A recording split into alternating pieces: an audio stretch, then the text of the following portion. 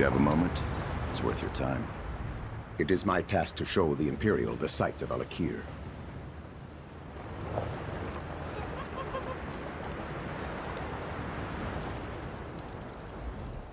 You there. There's gold for you if you'll lend me your time. I am a scholar of some import. Import. That is to say, I've traveled quite far. From Cyrodiil, just to study this forgotten shore. I sorely need an assistant.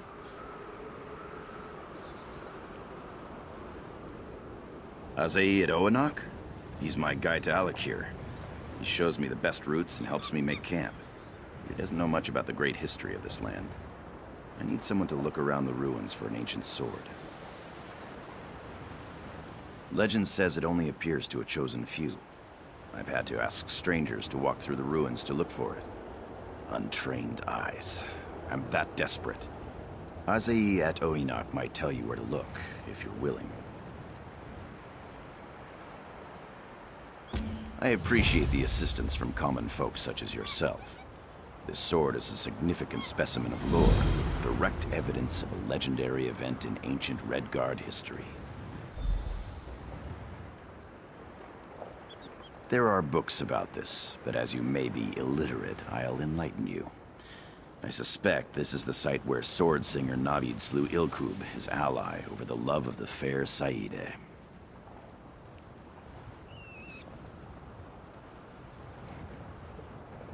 That's not important to my research. With sword singer Navid and his rival dead, I expect someone else went on to have a dozen children with fair Saide. Isn't that how these stories go? The important thing is the sword.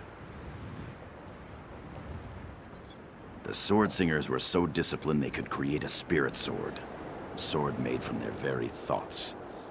Not many could attain such strength of mind. Navid's sword is rare, as it apparently persisted after his death.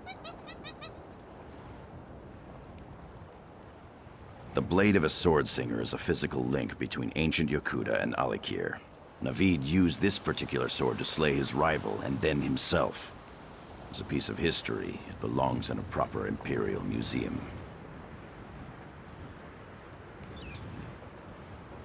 No one's seen the sword or had any luck amongst these ruins. A pity, really. I had such high hopes for some of them.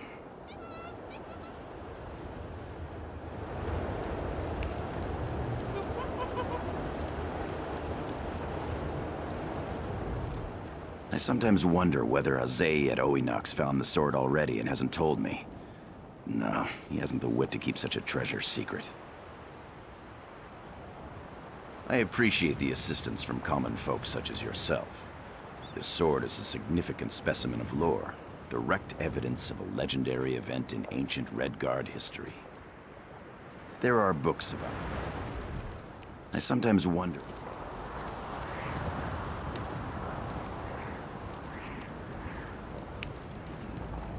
I'm glad that the Imperial has found someone else to talk to. His haughtiness is suffocating.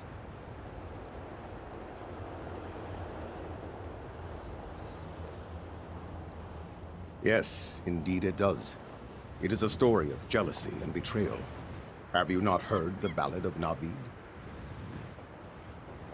In the early days of the Regatta, a powerful Anse named Yokudan led a vanguard of 13 great warriors, sword singers all. In those days, Redguard bonds of fellowship were even stronger than they are now. These men were as brothers. One of the warriors, Navid, was strong but covetous. His dearest companion, Ilkub, had met a woman named Saida, whose beauty was legendary. Hair like polished obsidian and eyes like darkest sapphires. Navid's jealousy grew and grew. Yes, just so. While Ilkub stood on the beach stringing his legendary bow, Navid crept up behind and thrust his sword deep into Ilkub's back. Before Ilkub died, it is said that he looked on Navid with such sadness that Navid's heart broke in two. Racked with guilt, Navid fled to his tent, took up his grandest blade, and killed himself. When Saida heard of what happened, she threw herself into the water from the highest cliff. She was not seen again.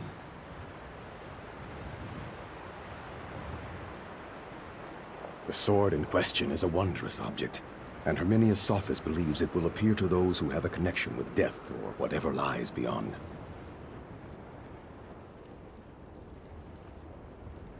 The great scholar from Cyrodiil doesn't know. Imagine that. He wants to preserve it in a safe warehouse in Cyrodiil, where all the other artifacts have been taken, I imagine. If not me, another would surely stand here. My advice to you is simply to look along the shore. Others searched inland and were disappointed. Yes, in the early days, one of the war. Yes, just racked with guilt, Navid fled to his tent, took up his grandest blade, and killed himself. When Saida heard of what happened, she threw herself into the water from the highest cliff. She was not seen again. The sword in question is a wondrous object, and Herminius Sophus believes it will appear to those who have a connection with death or whatever lies beyond. The magnificent scholar believes that the sword is too damaged to be used anymore, if it even exists at all. He wants to preserve it in a safe warehouse in Cyrodiil, where all the other artifacts have been taken, I imagine. If not me, another would surely stand here. My advice to you is simply to look along the shore. Others searched inland and were disappointed. Some things are best left undisturbed. I sometimes wonder whether...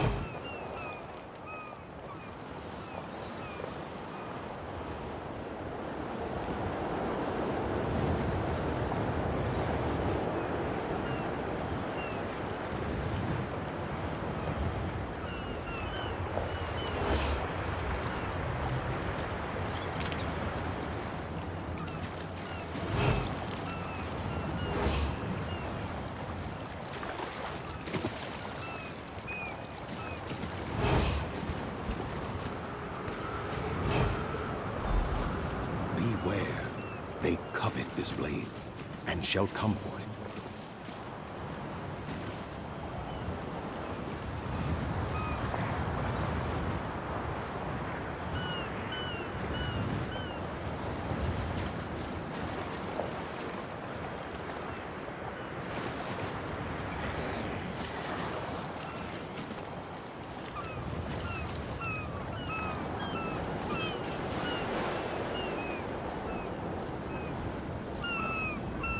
You must leave this place.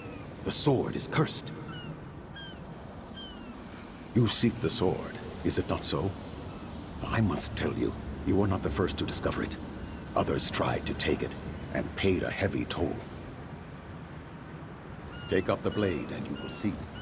The sword-cursed are here among us already, circling like half-starved jackals. Can you not sense their jealousy? Their spite? The air is thick with it. The curse was forged in blood and envy. I murdered my dearest friend in a jealous rage, and the blade bears that taint still. The sword-cursed cannot bear the thought of losing the blade. If you touch it, they will come for you. Yes, and they will not stop so long as you carry it. Once you fall, and fall you will be consumed by the same jealous desire that drives them.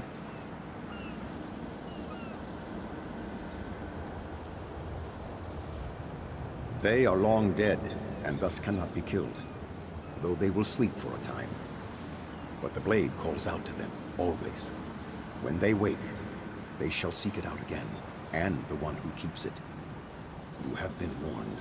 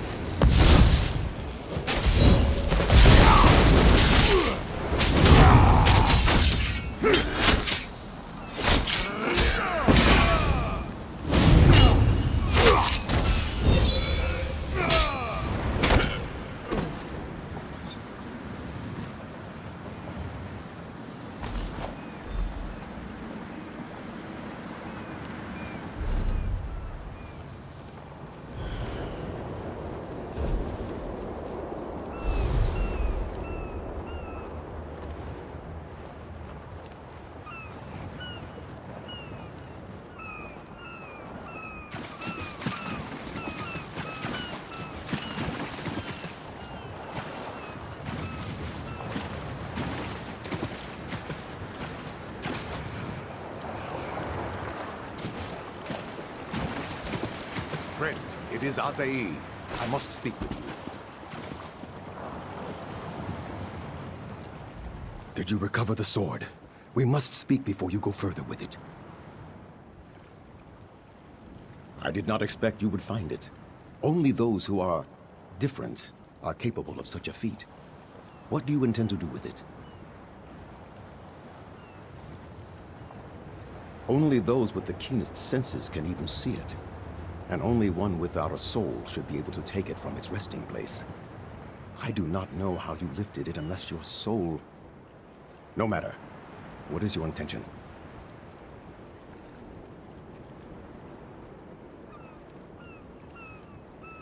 A deception.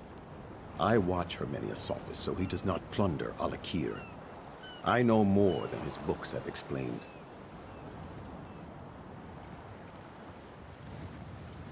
No. It is a deep, ancient curse. There is darkness in that blade that even the divines would struggle to banish. Sword Singer Navid's spirit seeks to distance himself from the blade, but he is the source of its evil. He cannot keep shedding the burden to others.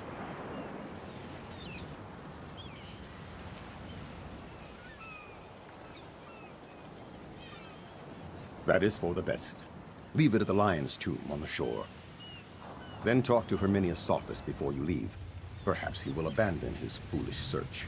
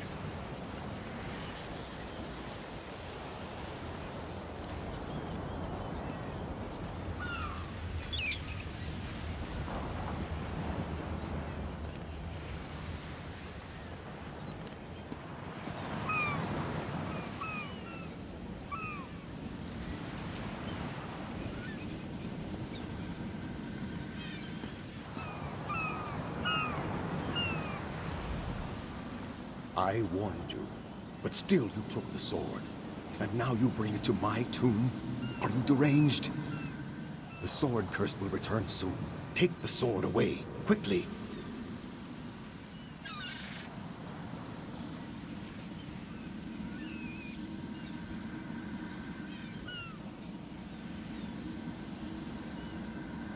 I cannot.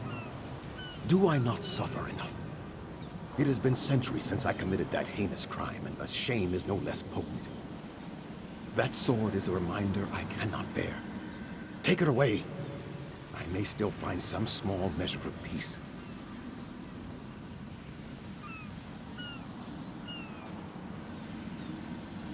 They will be plagued by the victims of the sword, just as you were. But this is why I hid the sword away. I beg you, take it and leave. I cannot bear to look at it.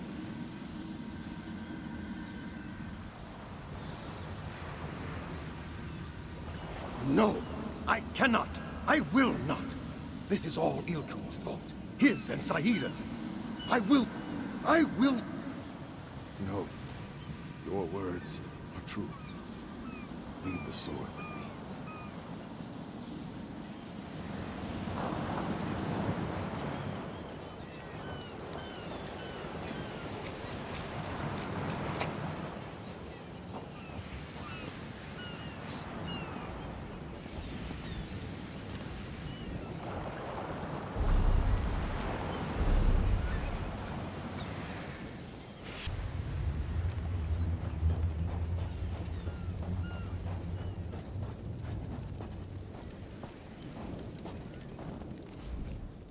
Some things are best left undisturbed.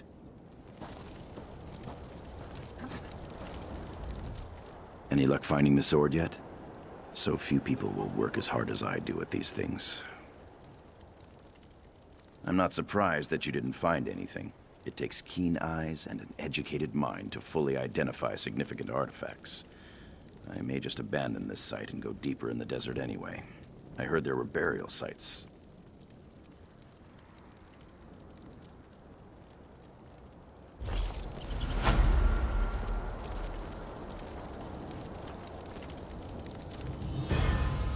I hardly see why you deserve payment at all. Still, you are one of the few who actually bothered to return to let me know.